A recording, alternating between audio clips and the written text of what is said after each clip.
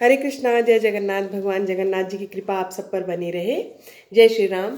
आप सबने केवट की कथा तो सुनी होगी कि किस प्रकार उन्होंने अपनी नाव में बैठाकर भगवान श्री राम, उनकी पत्नी माता सीता और उनके भाई लक्ष्मण को किस प्रकार से नदी पार कराया था।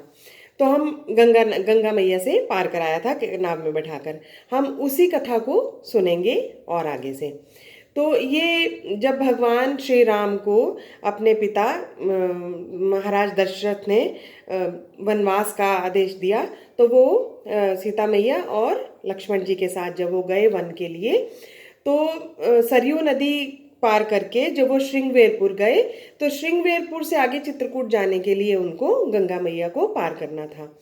तो उनके साथ निषाद गुह भी थे। तो उन्होंने वहाँ पे उनको केवट को उन्होंने बोला कि मुझे गंगा पार करनी है, तो आप अपनी नाव में बैठाकर मुझे गंगा नदी पार करा दीजिए। अब केवट ने बोला कि नहीं, मैं आपको अपनी नाव में नहीं बैठा सकता। क्यों? क्योंकि आपके तो चरण पड़कर जो है माता शिला भी अहल्या माता के रूप में परिवर्तित हो गई। अब मेरा भी घर परिवार है, अगर मेरी नाव पत्थर की हो गई तो मैं कैसे उनका भरण पोषण करूंगा अपने परिवार का। तो मैं आपको अपनी नाव में नहीं बैठाऊंगा।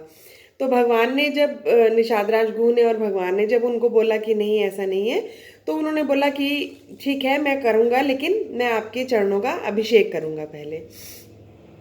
तो उन्होंने भगवान के अच्छे से चरण पखारे। एक बार चरण पखारे तो भी उनको संतुष्टि नहीं, उन्होंने फिर चरण पखारे, भगवान के अच्छे से अभिषेक किया। तो दोबारा फिर उन्होंने फिर चरण पखारे।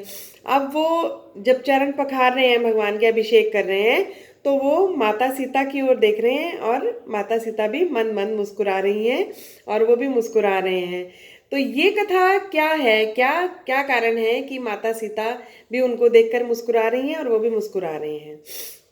भगवान श्री विष्णु जी की जब वो अपनी शेष शैया पर शयन करते हैं, तो उनकी पाद सेवन की सेवा कौन करती है? उनके चरणों की सेवा करती हैं लक्ष्मी जी, सेवा करती हैं। तो लक्ष्मी जी उनके चरणों की सेवा कर रही हैं। तो उनकी सेवा करते करते वो देखते हैं भगवान के एक चरण जो है, चरण कमल, थोड़ा जल में चले जाते हैं। अब वो जल में जब चरण भगवान के जा रहे हैं, तो एक कछुआ बार बार बार बार प्रयास कर रहा है कि भगवान के चरणों को मैं स्पर्श कर पाऊं। अब वो कछुआ बार बार आ रहा है लेकिन वो नहीं कर पा रहा है।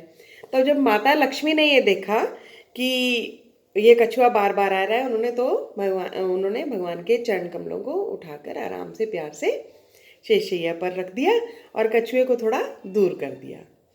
अब इस कछुए की, भगवान तो सब देखते हैं, जानते हैं अपने भक्तों की इच्छा को।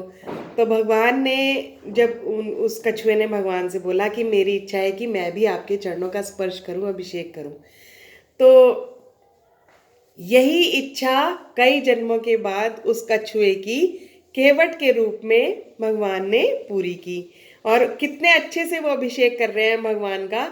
और बहाना हुआ कि आप जो है नाव में बैठाने के लिए ये शर्त रखी कि मैं आपका अभिषेक करूंगा चरणों का, फिर आपको बैठने दूंगा अपनी नाव में।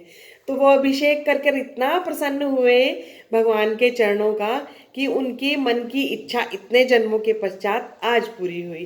तो वो जब उन्होंने, इसी वजह से ही माता सीता मुस्कुरा रही थी कि चलो अब आपकी इच्छा पूरी हुई है, और इधर केवट जी भी मुस्कुरा रहे थे। अब भगवान तो इन सबको देख रहे हैं कि हाँ, ये भी मेरा भक्त है। और लक्ष्मी जी तो हमेशा पाद सेवन की सेवा करती हैं, भगवान की हमेशा ही सेवा में रहती हैं। और इस कछुए की भी इच्छा पूरी हुई। अब जब उन्होंने अभिषेक कर दिया और भगवान को उन्होंने बैठाकर, श्री रामचंद्र जी, माता सीता जी को और लक्ष्मण जी को बैठाकर, नाव में बैठाकर जब उन्होंने नाव से पार करा दिया गंगा नदी से, तो अब भगवान कहते हैं कि अब तुमने मुझे पार लगाया है तो कुछ तो देना बनता ही है, उतराई तो देनी बनती है। तो केवट का इस पर क्या उत्तर था कि जैसे एक प्रोफेशन में रहते हैं, जैसे डॉक्टर्स, जो डॉक्टर्स के प्रोफेशन में होते हैं, वो एक दूसरे से पैसे नहीं लेते हैं ट्रीटमेंट के। तो हम भी एक प्रोफेशन में हैं, तो हम एक दूसरे से पैसे कैसे ले सकते हैं? कैसे हम एक दूसरे से उतराई ग्रहण कर सकते हैं? कैसे? भगवान श्री राम सबको नैया, सबको इस भव जगत से पार कराते हैं, भव सागर से पार कराते हैं। और जो केवट हैं वो सबको नदी से पार लगाते हैं। तो एक तरह से कहने का तात्पर्य ये हुआ कि उन्होंने बोला कि मैं आपसे उतराई नहीं लूँगा, परंतु भगवान ने फिर भी सोचा कि मुझे इसको कुछ देना है। तो भगवान श्री राम तो कुछ लेकर आए नहीं थे, सब कुछ ही अपना त्याग करके दान करके आ गए थे अयोध्या जी में। तो लेकिन माता सीता देखो, यही पत्नी का धर्म होता है कि पति के कहे बिना ही पत्नी सब समझ जाती है। माता सीता के पास एक मुद्रिका उन्होंने पहनी हुई थी जिस पर श्री राम लिखा हुआ था। उन्होंने वो मुद्रिका भगवान के, श्री राम के कहे बिना वो मुद्रिका उतार कर भगवान को दे दी। अब भगवान ने वो मुद्रिका जब केवट को दी तो केवट ने उसको लेने से मना कर दिया कि जब मुझे कभी आवश्यकता होगी तो आप मुझे भव से पार कराएंगे, इसलिए मैं उतराई नहीं लूँगा आपसे। तो भगवान ने वो मुद्रिका अपनी उंगली में धारण कर ली। अब इस मुद्रिका की भी एक कथा है, वो मैं आपको अगले एपिसोड में सुनाऊंगी। आपको ये कथा कैसी लगी आप प्लीज़ ज़रूर बताना, और लाइक और कमेंट ज़रूर करना, और वीडियो को शेयर कर देना। और मेरी वही विनती आपसे है, रिक्वेस्ट है कि आप बच्चों को ये कथाएं अवश्य सुनाएं। बच्चों में अच्छे संस्कार हमारे लिए भी आवश्यक है कि हम लोग भी इनसे शिक्षाएं ग्रहण करते हैं।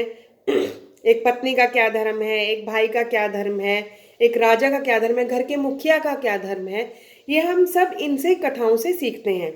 तो आप भी इन कथाओं को बच्चों को अवश्य सुनाएं, तो उनका भी उनमें अच्छे संस्कार आएंगे। आपको वीडियो अच्छी लगे तो लाइक कर देना और चैनल को सब्सक्राइब कर देना। हरे कृष्णा, जय जगन्नाथ, जय श्री राम।